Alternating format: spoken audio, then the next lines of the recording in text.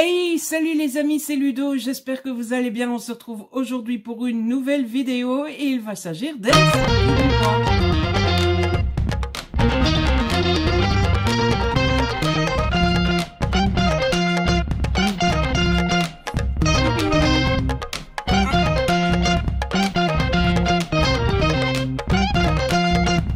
En effet, le mois de janvier commence déjà à laisser sa place au mois de février.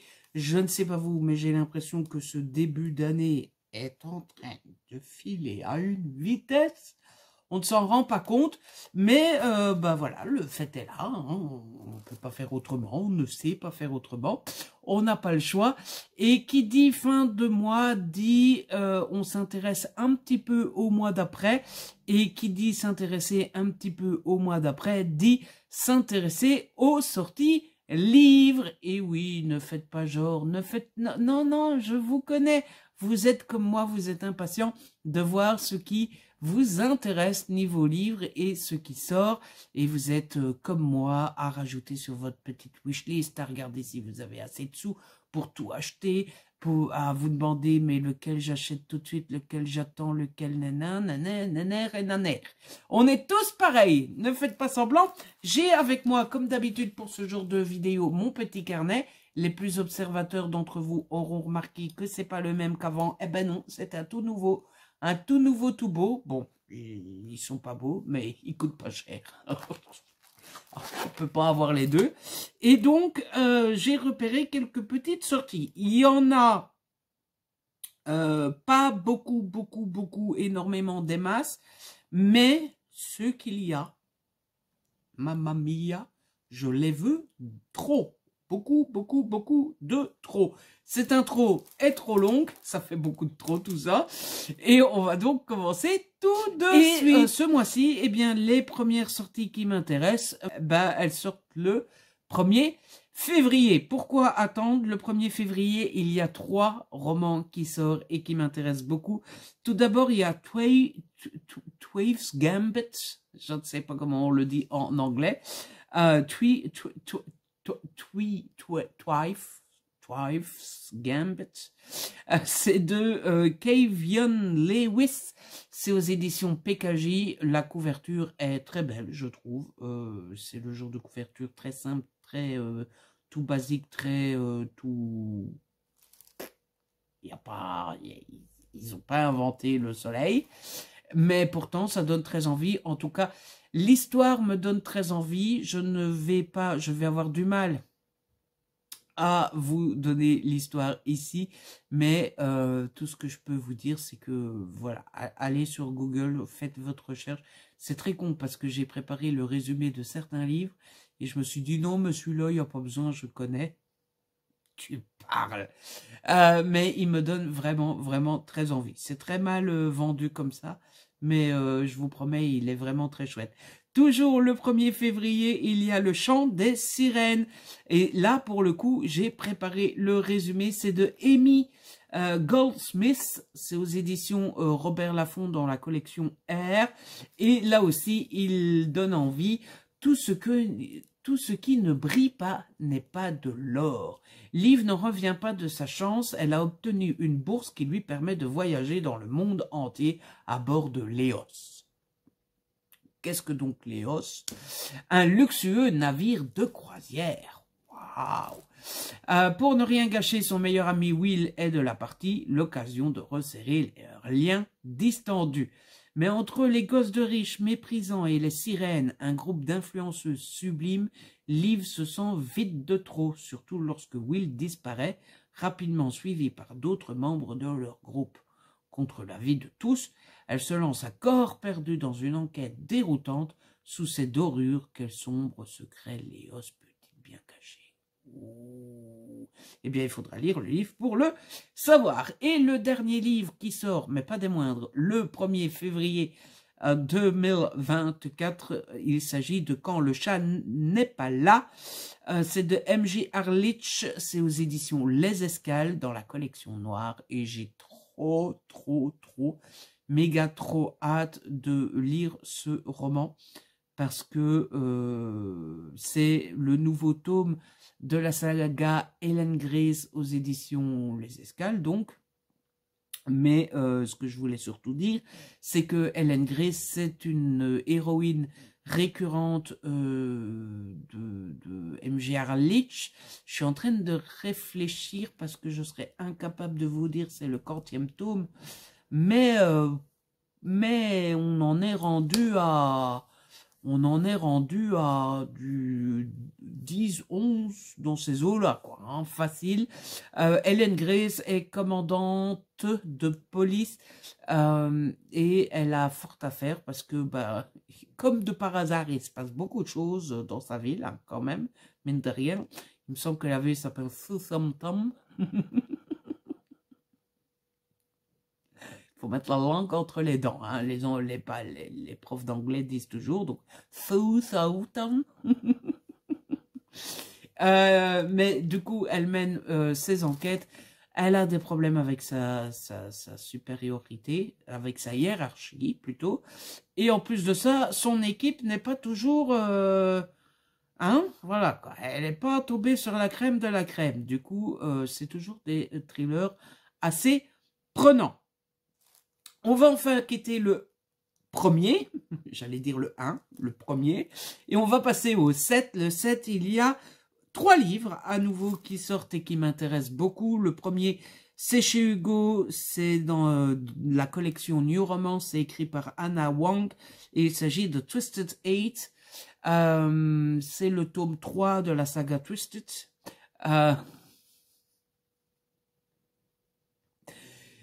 Pour tout vous dire, j'ai adoré les 2 premiers tomes.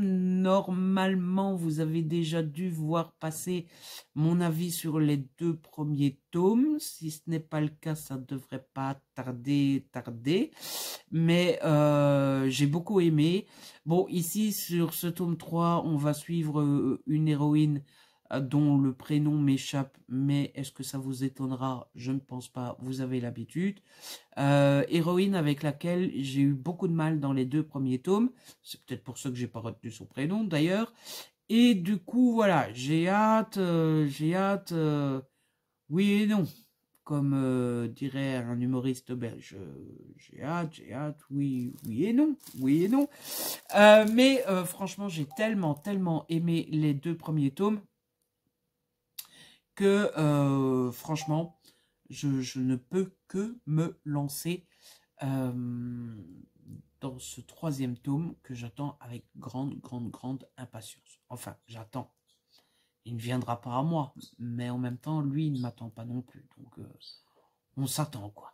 Vous voyez, j'ai hâte d'aller l'acheter avec mes petits sous. Ensuite, toujours le 7, il y a Fourth Wing. Fourth Wing de Rebecca Yarros qui sort aussi, c'est aux éditions Hugo, mais dans la collection Gramantasy. Cette fois-ci, alors là, franchement, sur ce livre-là, je pense ne pas me tromper en disant que je ne suis pas le seul à l'attendre. Je dis ça, je dis rien.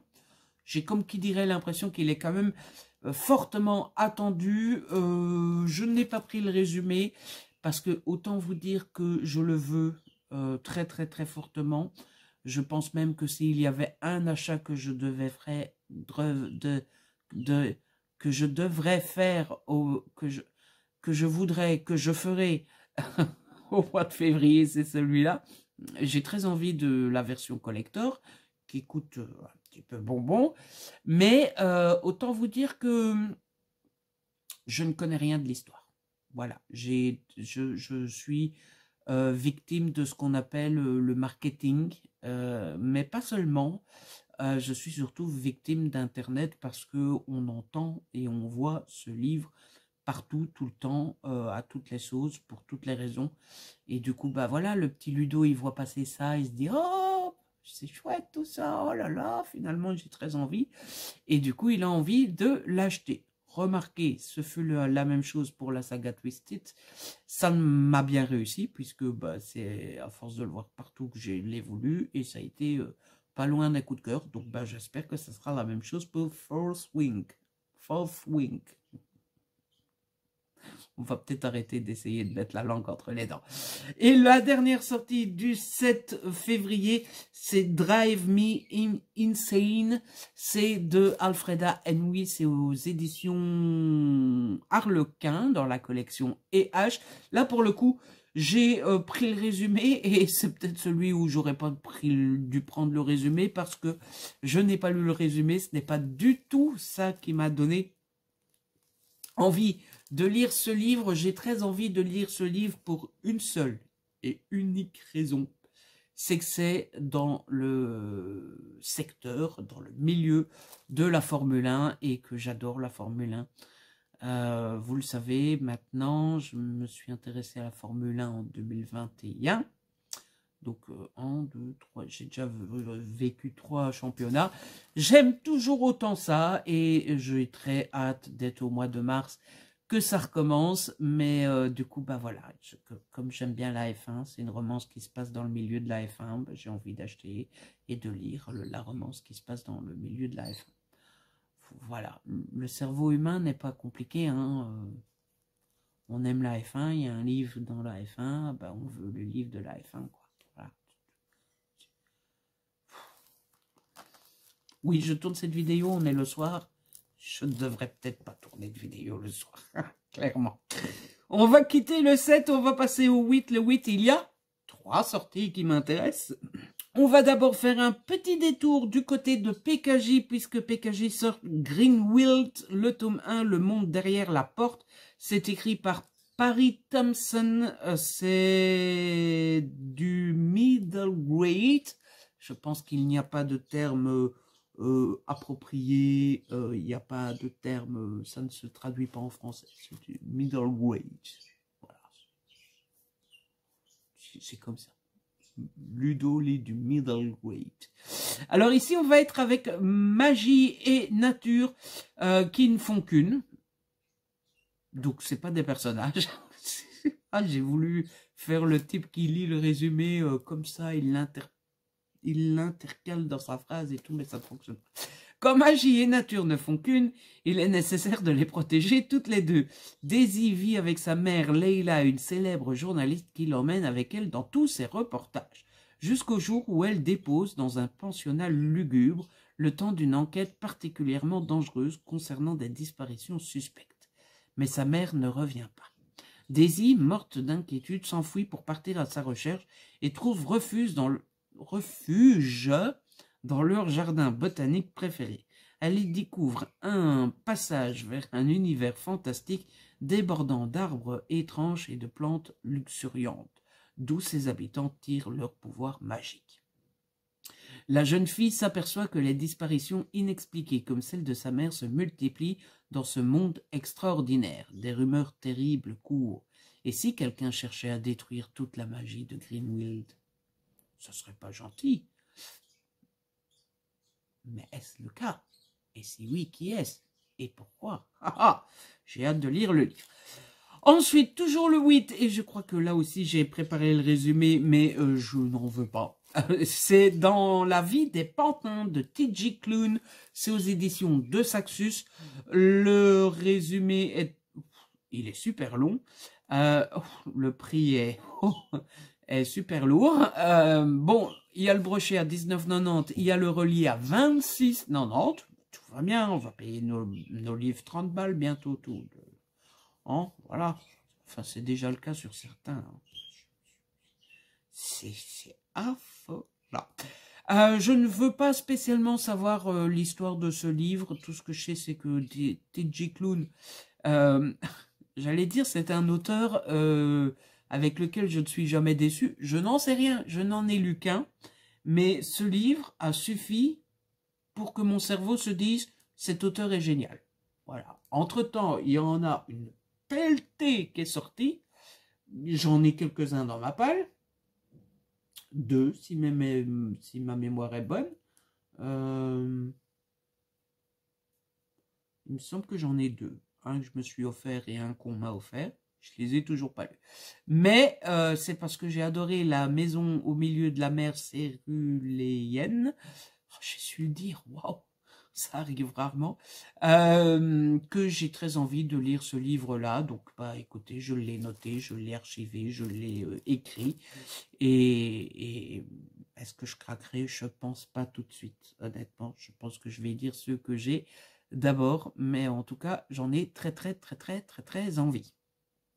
Ensuite, le troisième et dernier livre qui sort le 8, c'est une romance et ça s'appelle Colloque avec mon ennemi.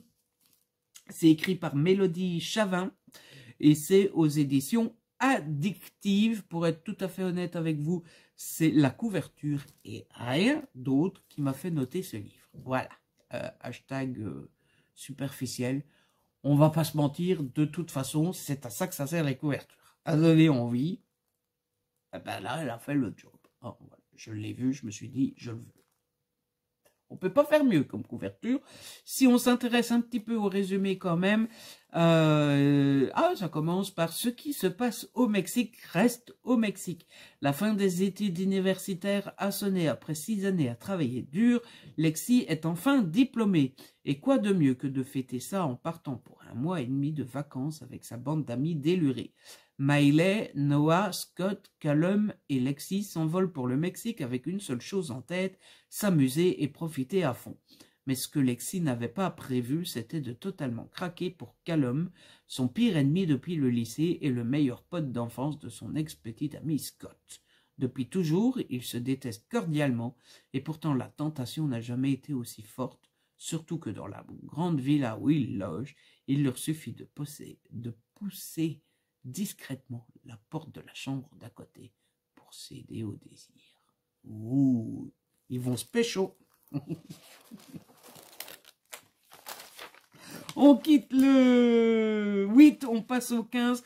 Le 15, il y a 2 livres qui sortent, 2 livres qui se ressemblent assez fortement. En tout cas, c'est le même genre et c'est chez le même éditeur. Tout d'abord, il y a Meurtre et choux à la crème. C'est le tome numéro 10 de la saga Anna Swenson. C'est écrit par Joanne Flux et aux éditions Cherche Midi. Je ne sais pas si je l'ai déjà dit. On voit que c'est le soir. Je savonne beaucoup. Je le sens. Mais tout va bien. Je l'ai noté parce que j'ai adoré. J'adore la saga. Jusqu'ici, devrais-je dire, parce que je continue à avoir un retard sur cette saga abyssale, c'est-à-dire que j'ai lu les 5 premiers tomes. Voilà, j'ai les 4 suivants là dans ma palle, que j'ai reçu en service presse. L'attaché de presse m'a dit qu'il va m'envoyer le 10e, donc je fais de nouveau en avoir 5 de retard. Mais c'est pas grave, on va les lire. De toute façon, voilà, j'ai promis que j'allais les lire, donc je vais les lire. Mais j'ai du retard. Clairement, il est temps. Il faut y aller, là, Ludo. Voilà. Si vous ne connaissez pas, c'est l'histoire de Anna Swenson, qui habite au fin fond des États-Unis, là, tout en haut. Je crois que c'est dans le Minnesota, mais j'ai un doute si c'est pas le Wisconsin. Je pense que c'est le Minnesota. Bref, dans un petit village où tout le monde connaît tout le monde, où il fait froid la plupart du temps. Et Anna n'a pas de chance, il se passe toujours des meurtres autour d'elle. Voilà, tout le temps. Et Anna va mener l'enquête un peu comme Miss Marple ou Arabesque, pour les plus vieux d'entre vous qui se souviennent de ces séries. Voilà, ça ne nous rajeunit pas tout ça. Et le deuxième livre qui sort, c'est aussi du Cozy Mystery. Ça sort aussi chez Cherche Midi. Ça s'appelle La cuisine mortelle de la Tita Rossi. Donc ça, je pense que c'est le nom de la saga. Et le nom du premier tome, c'est L'art meurtrier du lait de coco. C'est écrit par Mia P. Manansala. Et ça sort donc le 15. C'est du Cozy Mystery. Après une rupture difficile, Lila est revenue dans sa ville natale de l'Illinois pour travailler dans le restaurant de sa tante Rosie. Là, chaque jour, ces 3 marraines fantasques viennent lui prodiguer des conseils en matière conjugale et professionnelle. Je fais des efforts pour bien articuler. Impossible d'échapper à cette tradition, surtout quand la famille vient des Philippines. Heureusement, Lila a la cuisine de Tati Rossi, qui, si elle n'est pas très instagrammable, est très confortable. Et elle a près d'elle Nisa, son chien Adena, sa meilleure amie, ainsi que son ex Derek, qui s'est improvisé critique gastronomique.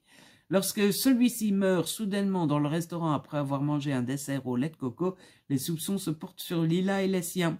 Pour se disculper, la jeune femme n'a alors d'autre choix que d'élucider cette étrange affaire qui met la petite ville en émoi. Voilà. Et il me reste un livre à vous présenter. On va quitter le 15, on va passer au 27. Je vais avoir beaucoup de mal à ne pas sauter dessus et pourtant je sais qu'il va coûter très cher. Il va s'agir de Un animal sauvage de Joël Dicker. C'est aux éditions Rossi Wolf. Clairement, Joël Dicker est devenu ce qu'on appelle un auteur jackpot pour moi.